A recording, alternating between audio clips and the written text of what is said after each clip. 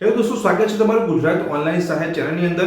दोस्तों, પ્રધાનમંત્રી આવાસ યોજના ગ્રામીણની અંદર ઓનલાઈન ફોર્મ ભરવાની જે છેલ્લી તારીખ છે તે જાહેર કરી દેવામાં આવી છે। જો તમે હજુ સુધી પ્રધાનમંત્રી આવાસ યોજના ગ્રામીણની અંદર ઓનલાઈન ફોર્મ નથી ભર્યું તો ઓલરેડી મેં ચેનલ પર વિડિયો બનાવેલો છે, જે જોઈને તમે પ્રધાનમંત્રી આવાસ યોજના ગ્રામીણની અંદર ઓનલાઈન ફોર્મ ભરીને સબસિડીની સહાયતા અહીંયા મેળવી શકો છો। આજના વિડિયોમાં આપણે વાત કરીશું કે પ્રધાનમંત્રી આવાસ યોજના ગ્રામીણની અંદર તમે કઈ તારીખ સુધી તમે અહીંયા ઓનલાઈન ફોર્મ ભરી શકો છો। वीडियो की शुरुआत करिए ए पहला जो तुम चैनल पर नवा छो तो चैनल ने सब्सक्राइब कर लेजो। चलो जानिए कि प्रधानमंत्री आवास योजना ग्रामीण ની અંદર ફોર્મ ભરવાની જે છેલ્લી તારીખ છે એ કઈ છે। વાત કરીએ કે જે અહીંયા પ્રધાનમંત્રી આવાસ યોજના ગ્રામીણ વિસ્તાર માટે જે છેલ્લી તારીખ છે કઈ નક્કી કરવામાં આવી છે તો એ તેની માહિતી તમને અહીંયા વેબસાઇટ પર જ મળી જશે। જે ગ્રામીણ વિસ્તાર માટે જે વેબસાઇટ છે પીએમ આવાસ યોજનાની, તો આપણે ગૂગલમાં જઈશું ને એ વેબસાઇટ અહીંયા જો તમે જોઈ શકો છો સર્ચ કરી છે મેં PMAYG। જેવું તમે અહીંયા સર્ચ કરશો તે નીચે તમને જે ગ્રામીણ વિસ્તારની જે અહીંયા વેબસાઇટ છે પીએમ આવાસ યોજનાની એ જોવા મળશે। એ વેબસાઇટ પર તમારે ક્લિક કરવાનું છે। જેવું તમે અહીંયા વેબસાઇટ પર આવશો તમે જોઈ શકો છો એ ગ્રામીણ વિસ્તારની આ એક વેબસાઇટ છે પીએમ આવાસ યોજના। નીચે તમે જોશો તો વેબસાઇટ પર તમને અહીંયા 3 લાઈન જોવા મળે છે। એ 3 લાઈન પર તમારે ક્લિક કરવાનું છે। જેવું તમે 3 લાઈન પર ક્લિક કરશો અહીંયા નીચે જશો તો તમને એક ઓપ્શન અહીંયા જોવા મળશે આવાસ પ્લસ 2024 સર્વે, જે અત્યારે લેટેસ્ટ સર્વે ચાલી રહ્યા છે। પ્રધાનમંત્રી આવાસ યોજના ગ્રામીણ વિસ્તાર માટે ઓનલાઈન ફોર્મ ભરાઈ રહ્યા છે, તેને લઈને અહીંયા આ એક ઓપ્શન અહીંયા એડ કરવામાં આવેલો છે, કેમ કે અત્યારે ઓનલાઈન ફોર્મ ભરવાના ચાલુ છે।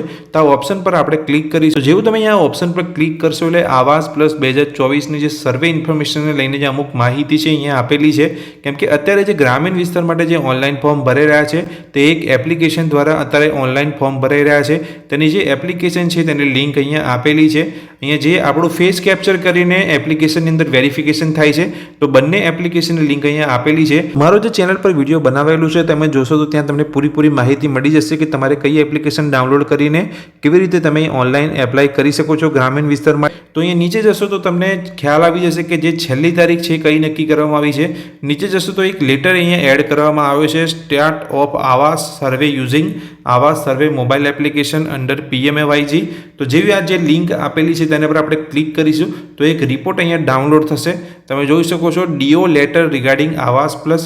આ ડાઉનલોડ પર જેવું તમે ક્લિક કરશો તો એક અહીંયા ફાઇલ ઓપન થઈ જશે।